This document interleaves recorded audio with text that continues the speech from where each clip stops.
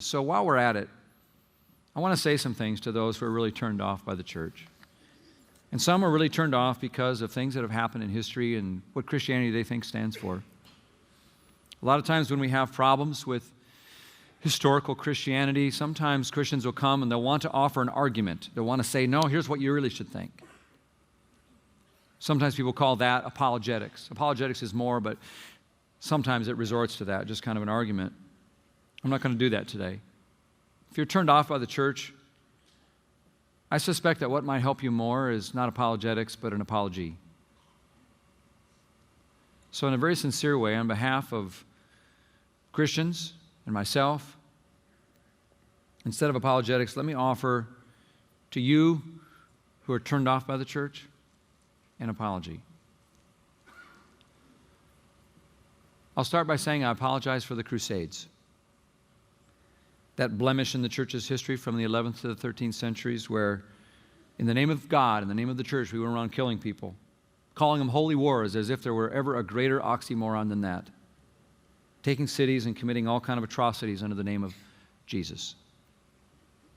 And I apologize for the Inquisition, another dark time in church history where we put people on trial for not believing the right thing and then turned them over to the government to beat up on them.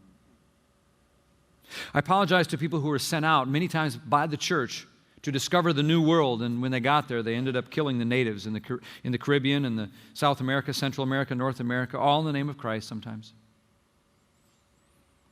I apologize for those in the U.S. who were racist and tried to make it look like the Bible justified their inhumane and activities around slavery. And I apologize for Christians who are still racist today, who perpetuate the divide and fail to recognize that Jesus came to break down the dividing wall of hostility between us and God and us and one another.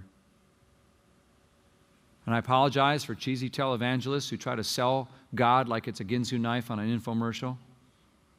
And I apologize for priests and pastors and counselors and people who wear the name of God who have committed heinous crimes against children and then when it was discovered, tried to cover it up. I apologize for Christians who try to change the world, but not through love and biblical justice and relationships the way Jesus did, but through political power and coercion, and who have made Christianity resort and reduced down to a political voting block and an unattractive and ugly thing. I apologize for churches that are toxic and abuse people and never really hold out the good news of the cross. I apologize for churches that have watered down the truth so much and been so politically correct they have no power to really save or help anyone. I apologize for churches who make Jesus seem boring and stupid and irrelevant or weak. And I apologize for churches who make it sound like you can't be a real scientist and use your brain and have faith at the same time. And I apologize for Christians who show up on the news always announcing what they're against and never what they're for. I apologize for Christians everywhere who claim to follow Jesus, who said the most important thing was to do his love, and yet they preach a gospel of hate and wave signs.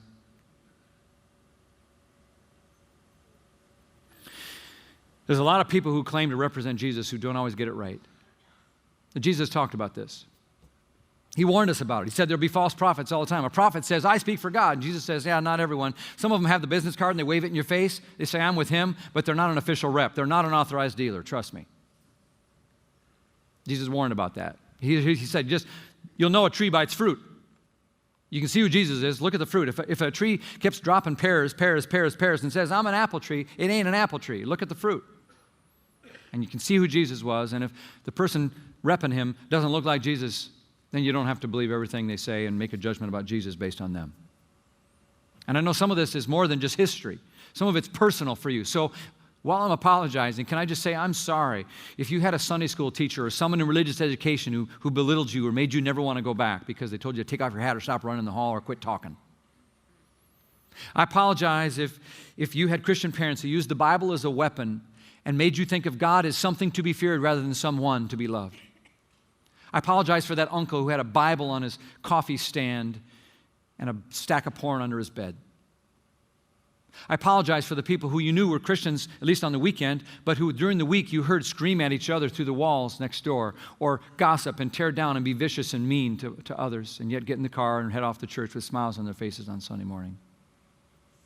I apologize for anyone who as a Christian made you feel second class because you couldn't dress a certain way to show up at church. Or I'm sorry if you went to a church or a church leader and you had a real problem and you brought it and you felt like they mishandled it and mishandled you and mistreated you and didn't listen and didn't offer you any help and gave you some kind of simplistic cliche answer. I'm sorry. And I'm part of this problem, I got to tell you.